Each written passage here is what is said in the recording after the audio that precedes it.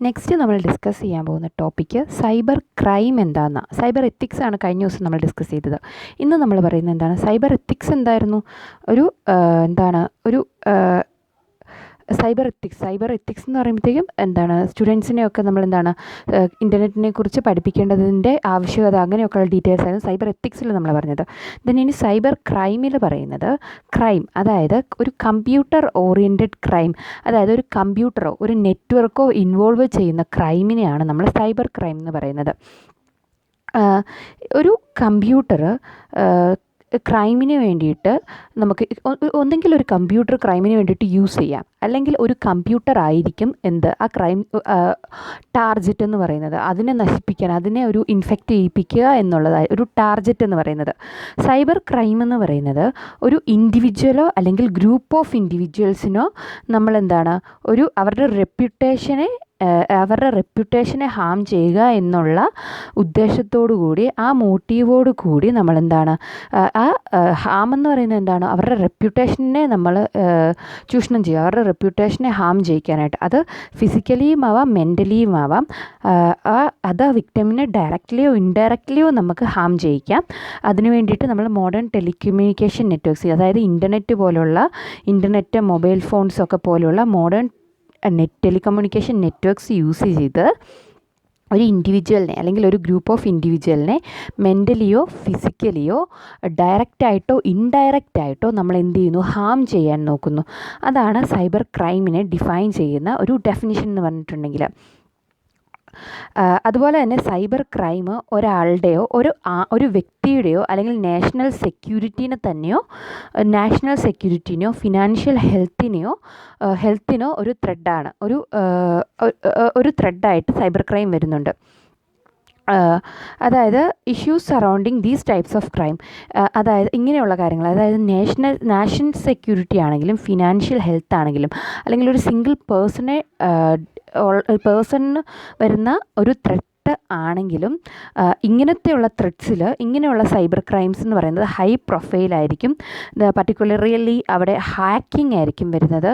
Then അതുപോലെ തന്നെ copyright infringement എന്താണെന്ന് നമ്മൾ കഴിഞ്ഞ ഇതിൽ പഠിച്ചിട്ടുണ്ടായിരുന്നു.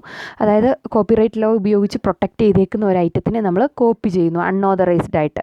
Copyright infringement, then unwarranted mass surveillance, then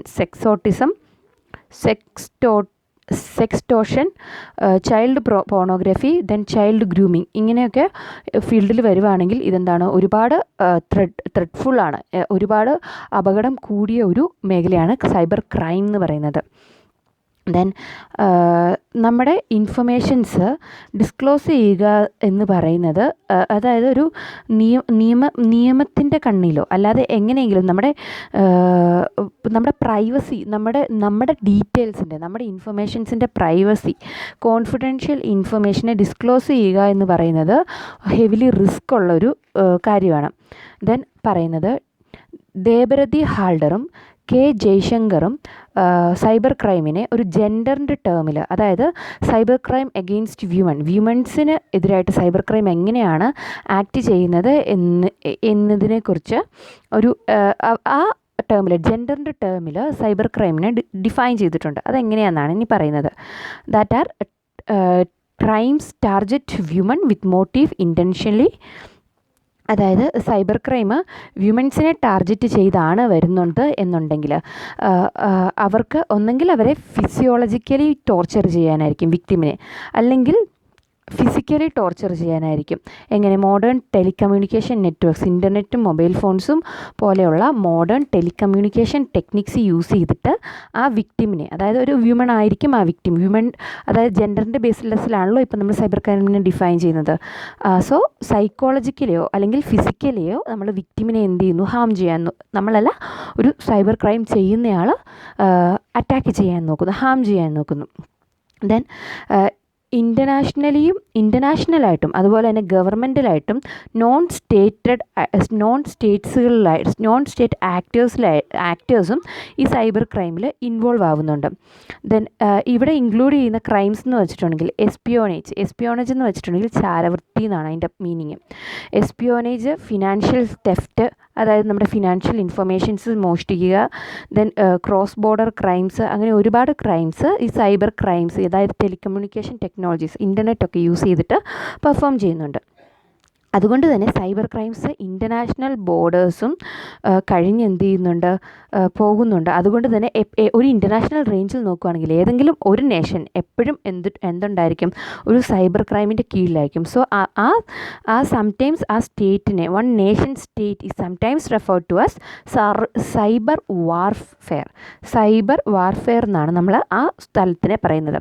then 2014 publish ചെയ്തൊരു റിപ്പോർട്ടിൽ പറയുന്നത് എന്താണെന്ന് വെച്ചിട്ടുണ്ടെങ്കിൽ, ഗ്ലോബൽ എക്കണോമിയിൽ 445, അതായത് $445 ബില്യൺ ഡാമേജാണ് എസ്റ്റിമേറ്റ് ചെയ്തേക്കുന്നത് ഈ സൈബർ ക്രൈം കാരണം.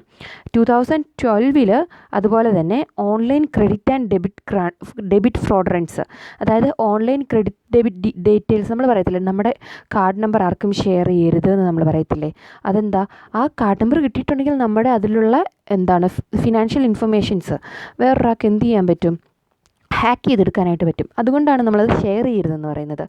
അതായത് അപ്രോക്സിമേറ്റ്ലി 1.5 ബില്യൺ ലോസ്റ്റാണ് US മാത്രം 2012 ഉണ്ടായിരിക്കുന്നത് online credit and debit card ഫ്രോഡറൻസിൽ. ഓക്കെ, സോ ഇങ്ങനെ സൈബർ ക്രൈം ഓരോ വർഷവും ഗ്ലോബൽ GDPയിൽ ഒരുപാട് ലോസ് വരുത്തുന്നുണ്ട് സൈബർ ക്രൈംസ്. സോ സൈബർ ക്രൈമിനെതിരെ നമ്മൾ അവെയർ ആയിരിക്കണം എപ്പോഴും.